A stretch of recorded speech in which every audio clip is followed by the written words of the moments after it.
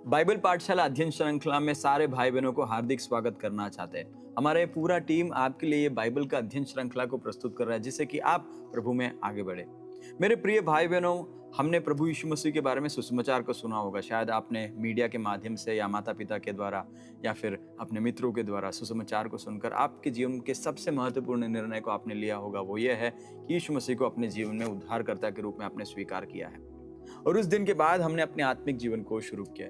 जरा याद करें उस दिन को, जिस दिन आप परमेश्वर के वचन को सुने थे और आपके अंदर परमेश्वर के वचन के बारे में, बाइबल के प्रति बहुत बड़ी जिज्ञासा जाग गई। आप परमेश्वर के वचन को और सीखना चाहते, एक बड़ी प्यास, एक बड़ी भूख आपके जीवन में शुरू हो। आप कैसे भी करके परमेश्वर के वचन को सीखना चाहते और आपको पता नहीं रहता है कि कहाँ से शुरू करें और किसके पास जाए। और कई बार हम हमारे व्यस्त जीवन में, हमारे पास कई जिम्मेदारी होने के कारण हमारे पास बाइबल कॉलेज जाके अध्ययन करने का मौका नहीं मिलता है। और उस समय में हम लोग कलीसिया में जाते, रविवार में प्रचार को सुनते, एक प्रचार सुनते, दूसरे प्रचार को सुनते, प्रचार सुन के हम लोग या फिर अलग अलग माध्यमों से एक एक टुकड़ों को हम बटोरते हैं और हमारे जीवन को हम जोड़ने की कोशिश करते हैं। ये पूरी अवस्था को मैं आपके लिए एक उदाहरण के रूप में प्रस्तुत करना चाहता हूँ। जैसे कि आप देख सकते हैं, ये जो है ये जिक्सो पजल है। जिक्सो पजल का पूरा बॉक्स है जिसके अंदर अलग अलग टुकड़े हैं। परमेश्वर के बारे में हम लोग भी ये बड़ी प्यास के अंदर एक एक जगह से एक एक टुकड़े को बटोरते हैं और बटोर के हम क्या करते हैं, इसको जोड़ने की कोशिश करते हैं। ये टुकड़ा लेते हैं वहां से, इसको वहां से लेते हैं, इसको अलग अलग जगह से लेने के बाद इनको हम जोड़ने की कोशिश करते हैं। होता क्या है, ये जुड़ता नहीं है और हम बिल्कुल परेशान हो जाते हैं कि क्यों नहीं हो रहा है, क्योंकि काफी सारा अलग अलग जगहों से हम इनको लेते हैं और इनको जोड़ने की कोशिश करते हैं।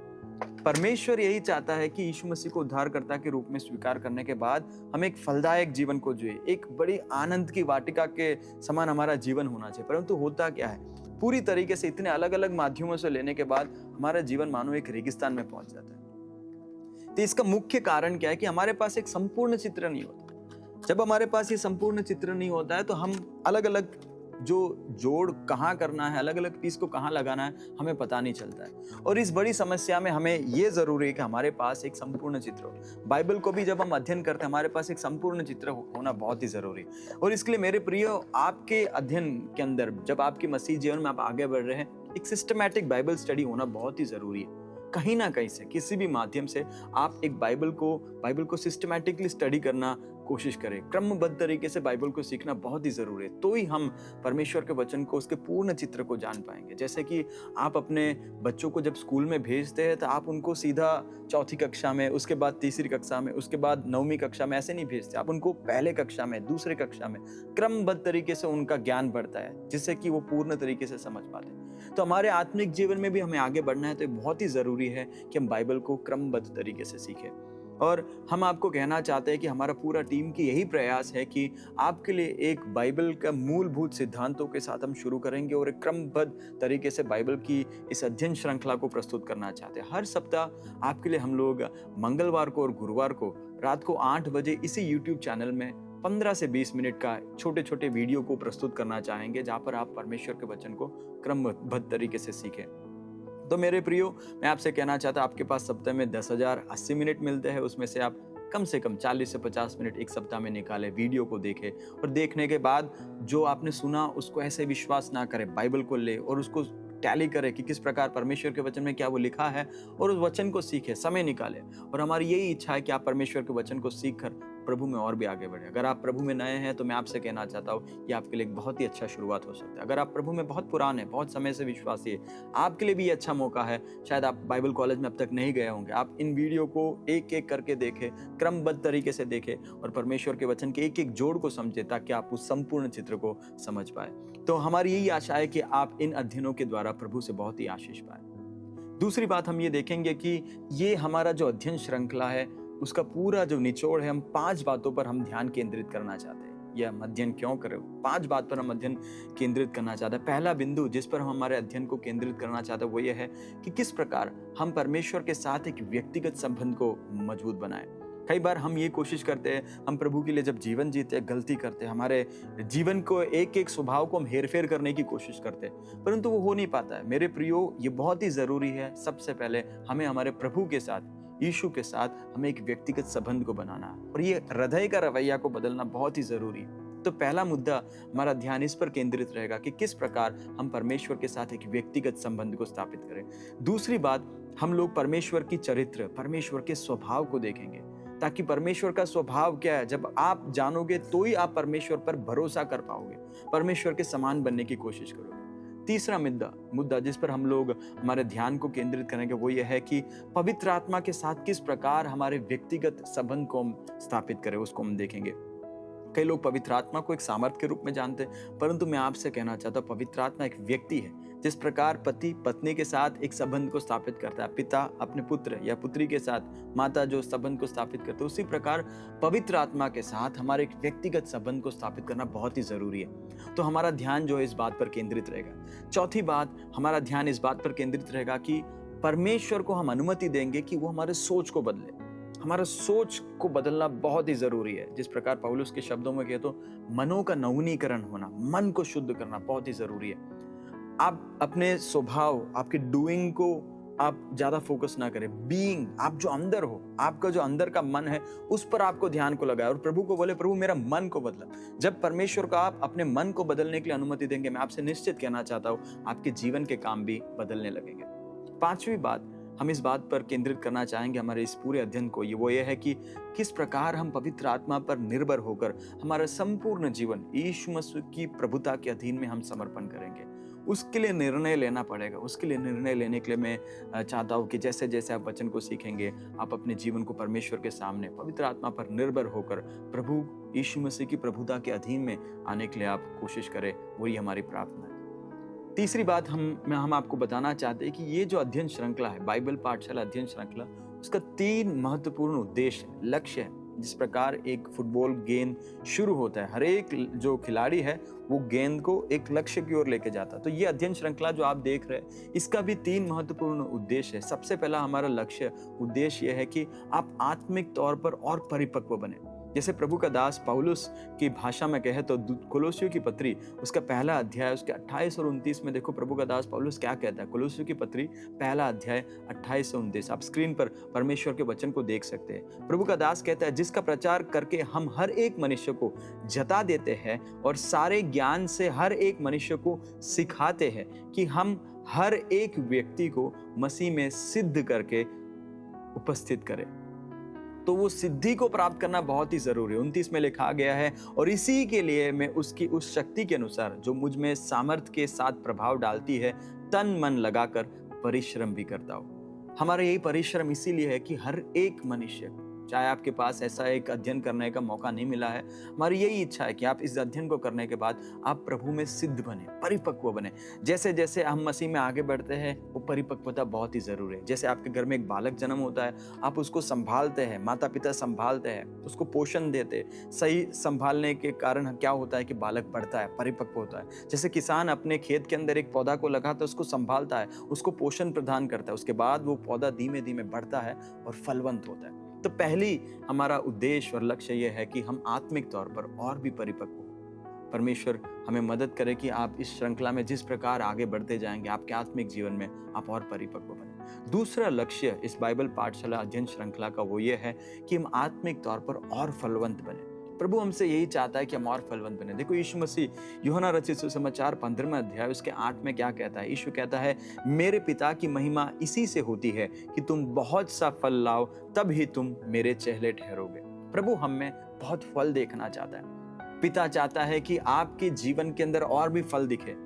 अगर आपके जीवन में फलदायक अनुभव नहीं कर रहे, जिस प्रकार मैंने कहा कि हम मानो कि रेगिस्तान सा अनुभव करते हैं, क्यों ऐसा हो रहा है, कैसे हो रहा है, वो एक फलवंत जीवन का अनुभव नहीं है। मसीह में फलवंत होना बहुत ही जरूरी है। पवित्र आत्मा का फल हमारे जीवन में एक एक करके दिखना जरूरी है। हमारा जीवन फलवंत होना चाहिए। इसीलिए हमारा ये अध्ययन श्रृंखला का भी लक्ष्य है कि आप जिस प्रकार सिस्टमैटिकली बाइबल अध्ययन करते जाओगे, आत्मिक तौर पर और भी फलवंत हो जाए। तीसरा लक्ष्य इस बाइबल पाठशाला अध्ययन श्रृंखला का तीसरा लक्ष्य यह है कि आप आत्मिक तौर पर और पुनरुत्पाद करें। हम मसीह में आ गए, मैं ठीक हूँ, उसके बाद मेरे बाद क्या कोई उत्पाद हो रहा है, क्या कोई प्रजनन हो रहा है, क्या मेरे समान और कोई नए शिष्य तैयार हो रहे हैं। यीशु मसीह ने महान आदेश में कहा, तुम जाओ चेले बनाओ। ये आदेश केवल पासबानों के लिए नहीं है, सुसमाचार प्रचार करने वालों के लिए नहीं है। हर एक चेले, हर एक शिष्य को प्रभु ने कहा, तुम और नए चेलों को बनाओ। देखो मेरे प्रियो, दूसरा तिमोथियों की पत्री 2 अध्याय के अंदर 2 आयत में प्रभु का दास पाउल क्या कहता है तिमोथी को। वो कहता है, जो बातें तूने बहुत गवाहों के सामने मुझसे सुनी है, उन्हें विश्वासी मनुष्यों को सौंप दे। जो तूने सुनी है उन्हें तू विश्वासी मनुष्यों को सौंप दे, जो औरों को भी सिखाने के योग्य हो। हमारे जीवन में ये पुनरुत्पादन बहुत ही जरूरी है। मैं प्रभु में आ गया, मेरा जीवन बच गया, बट क्या मेरे बाद मुझे जो प्रभु ने सिखाया, क्या मैं किसी और को सिखा रहा हूं? तो हमारा लक्ष्य, तीसरा लक्ष्य यह है कि आपके द्वारा, आपके जीवन के द्वारा और भी आत्मिक पुनरुत्पादन होने पाए। आपके बाद आप एक तिमोथी को तैयार करें। आप शुरू कर सकते हैं अपने परिवार में। प्रभु ने आपको अपने बच्चों को दिया है, वो सबसे बड़ा धन है।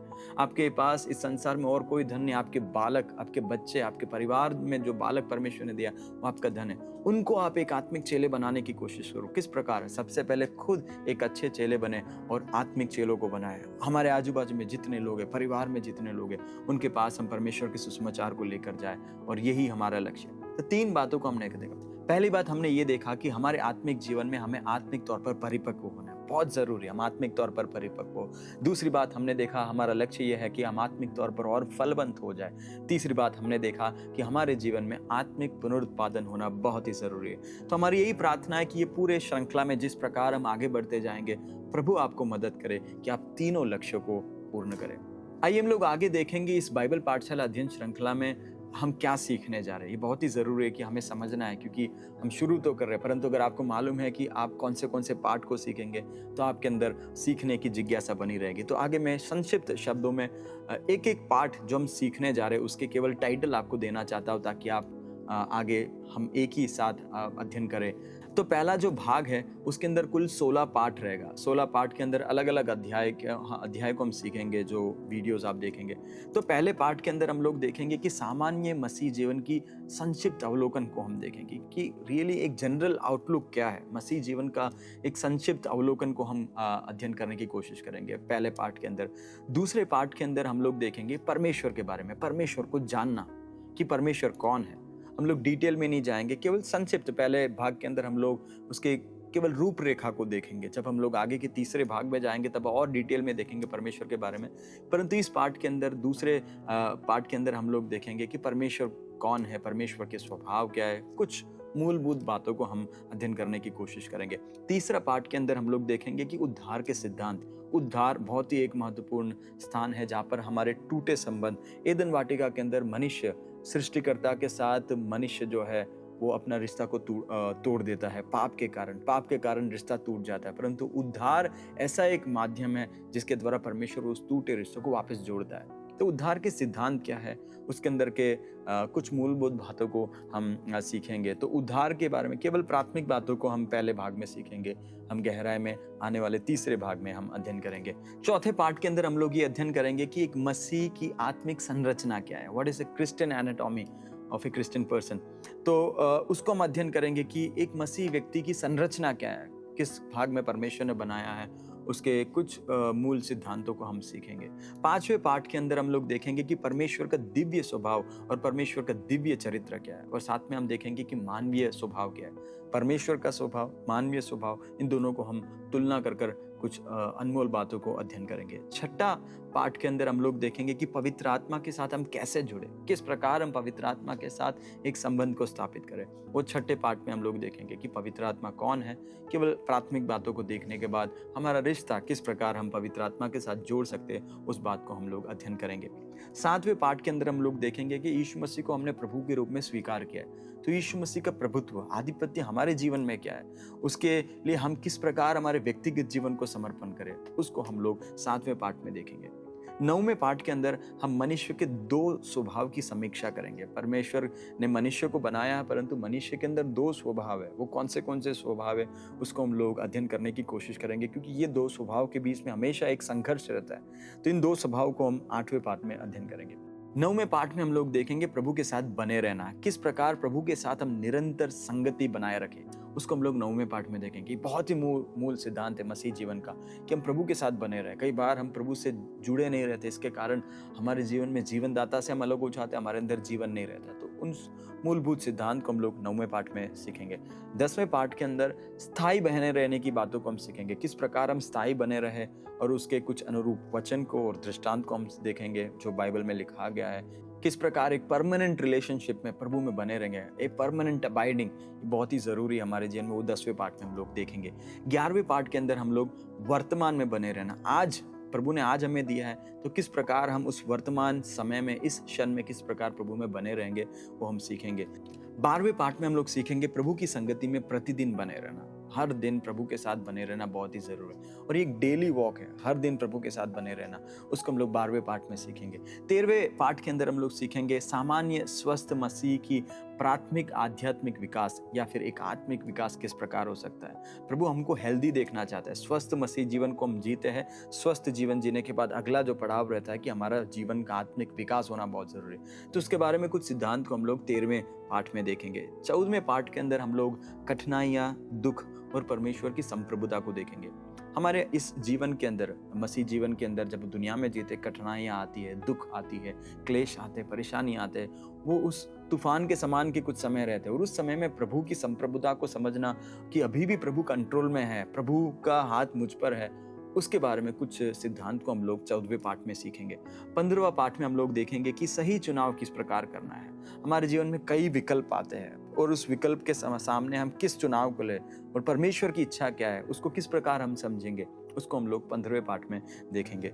16वें पार्ट के अंदर मसीही जीवन की परिपक्वता के बारे में कुछ मूलभूत बातों को देखेंगे कि किस प्रकार हमें मसीही जीवन में परिपक्व बनना है, उसके लिए हमें क्या करना है, प्रैक्टिकल क्या क्या बात है, कुछ बातों को हम लोग अध्ययन करेंगे। ये हमारा पहला भाग को हम समाप्त करेंगे। उसके बाद दूसरा भाग जो इस अध्ययन श्रृंखला का है, उसके अंदर 17वें जो पार्ट है, उसके अंदर हम लोग शिष्यत्व के बारे में सीखेंगे। डिसाइपलशिप बहुत ही एक इम्पॉर्टेंट कॉन्सेप्ट है मसीह जीवन में कि शिष्यत्व क्या है, उसकी केवल प्राथमिक बातों को हम सीखेंगे बहुत डिटेल में, जो है हम आगे के तीसरे भाग के बाद हम देखेंगे कि शिष्यत्व क्या है, उसके लिए मूलभूत वचन क्या है और उसके क्या क्या कदम है, वो 17वें पार्ट में हम लोग सीखेंगे। 18वें पार्ट में मसीह जीवन की एक सारांश को हम प्रस्तुत करना चाहेंगे। इतने सारे बातों को सीखने के बाद एक समरी कि मसीह जीवन क्या है, मसीह जीवन में अब तक हमने जो सीखा उसका एक समरी को हम लोग 18वें पार्ट में सीखेंगे। 19वें पार्ट में हम लोग देखेंगे कि अपने मानवीय स्वभाव की पूर्ण धारणाओं को समझना बहुत जरूरी है। पूर्व धारणा क्या है, कि एक प्रीडिस्पोजिशन ऑफ ह्यूमन नेचर को समझना जरूरी है। तभी हम समझेंगे कि मनुष्य जीवन इस प्रकार है, परंतु उसको समझ ना होने के कारण कई लोग जो है आत्मिक और दैहिक जीवन के बीच में जो संघर्ष है उसमें वो आत्मिक तौर पर जीत नहीं पाते। तो उस पूर्व धारणा को हम जो है 19वें अध्याय में समझेंगे। 20वें अध्याय में हम लोग इसी धारणा को और भी स्पष्ट समझने के लिए हम 2 राजाओं को बाइबल में देखेंगे जो पुराने नियम में 2 राजा के बारे में है। उन 2 राजा के जीवन को हम तुलना करेंगे, किस प्रकार ये 2 राजा जो है, एक राजा कुछ बातों में निष्फल होता है, दूसरा राजा वो सफल रहता है, और उन दोनों के जीवन के अंदर की कुछ मूलभूत बातों को हम लोग 20वें पार्ट के अंदर सीखेंगे। 21वें पार्ट के अंदर हम लोग पुराने नियम, बाइबल में पुराने नियम में इजरायली लोगों की यात्रा है जो मिस्र से कनान की ओर यात्रा करते हैं, उस यात्रा पर हम अपने ध्यान को लगाएंगे और हमारे मसीह जीवन की यात्रा का हम तुलना करेंगे। किस प्रकार ये 2 यात्रा को तुलना करते हुए कुछ मूलभूत सिद्धांतों का हम लोग इस 21वें अध्याय में सीखेंगे। 22वें अध्याय में परमेश्वर ने यीशु को मेरे जीवन में प्रभु के रूप में हमने स्वीकार किया है, प्रभुता करने के लिए। तो प्रभु यीशु की प्रभुता क्या है, what is the lordship of Jesus Christ. तो प्रभु की प्रभुता और उसकी स्वामित्व, यीशु मसीह की प्रभुता के बारे में हम लोग 22वें अध्याय में सीखेंगे, 22वें पार्ट में सीखेंगे। 23वें पार्ट के अंदर हम लोग पुराना स्वय और नया स्वय, पुराने यीशु मसीह में आने से पहले, यीशु मसीह को उद्धारकर्ता के रूप में स्वीकार करने से पहले हमारा स्वय जो हम था, और मसीह में आने के बाद हमारा नया स्वय जो है उसमें किस प्रकार के बदलाव है, उन बातों को हम लोग सीखेंगे। 24वें पार्ट के अंदर हम लोग उद्धार और हमारे 2 स्वभाव और प्रभुता को जोड़कर हम देखेंगे, किस प्रकार हमारा उद्धार हुआ है, हमारा 2 स्वभाव है और यीशु मसीह की प्रभुता, उन तीनों बातों को जोड़कर कुछ अनमोल सिद्धांत को हम सीखेंगे। 25वें अध्याय के अंदर वापस हम लोग उसको और भी गहराई में समझने के लिए यहोशू के जीवन को हम गौर करेंगे, यहोशू के जीवन को गहराई से देखेंगे ताकि उनके जीवन के द्वारा कई अनमोल खजानों को हम समझ पाएंगे। 26वें पार्ट के अंदर हम लोग देखेंगे कि दाखलता और शाखा है, एक बहुत ही एक अच्छा दृष्टांत है जहाँ पर यीशु मसीह बने रहने की कई बातों को गहराई में बताते हैं। तो हम लोग जो पिछले भाग के अंदर हम लोग ने प्राथमिक बातें देखी है, उसको कुछ प्रैक्टिकल बातें इस दृष्टांत के साथ दाखलता और शाखाओं को हम अध्ययन करके सीखेंगे। 27वां जो पाठ रहेगा उसके अंदर यीशु के बारे में हम अध्ययन करेंगे कि परमेश्वर का पूर्ण स्वरूप मनुष्य में परमेश्वर ने यीशु में दिया है। यीशु हमारा मॉडल है, वो हमारा प्रतिरूप है। उनको देखकर हमें उनके समान बनना बहुत ही ज़रूरी है। तो वो 27वें अध्याय में हम लोग अध्ययन करेंगे कि यीशु मसीह किस प्रकार परमेश्वर ने मनुष्य के लिए रखा हुआ सबसे अच्छा एक प्रतिरूप है। 28वें पाठ के अंदर हम लोग मंदिर के बारे में अध्ययन करेंगे। मंदिर क्या है? मंदिर के लिए कई अलग अलग जो है परिभाषा दुनिया में आप प्राप्त करते, परंतु बाइबल मंदिर के बारे में क्या कहता है, उस अनमोल बात को हम लोग इस 28वें पाठ में सीखेंगे। 29वां पाठ जो है वो यीशु मसीह के न्याय सिंहासन के बारे में सीखेंगे, जिसके लिए यूनानी भाषा में जो शब्द उपयोग किया गया वो बेमा है। तो न्याय सिंहासन क्या है, उनके कई अनमोल बातों को हम लोग सीखेंगे। तो इस प्रकार ये जो पहला 2 भाग के बारे में हमने अभी आपको प्रस्तावना दिया है, हमारे पास आगे 29 पाठ है, एक लंबी यात्रा है।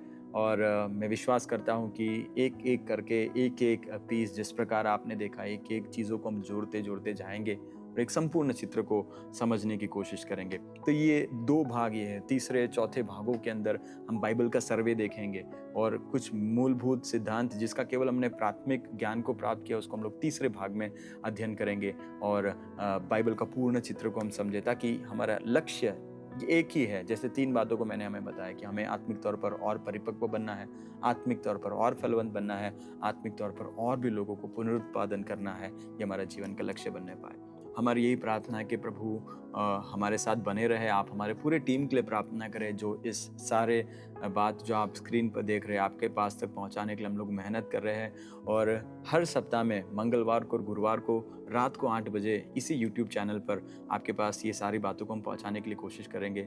आप हमारे साथ इस यात्रा में बने रहने के लिए चाहिए तो आप इस YouTube चैनल को सब्सक्राइब कर सकते हैं, बेल आइकन दबा कर रख सकते हैं, ताकि कई सारे नोटिफिकेशन के बीच में ये अनमोल बात जो परमेश्वर के बारे में, बाइबल के बारे में हम लोग सीख रहे हैं, वो आप ना चुके। तो आप सभी की प्रार्थनाओं को मांगकर हम यहाँ पर समाप्त करते हैं।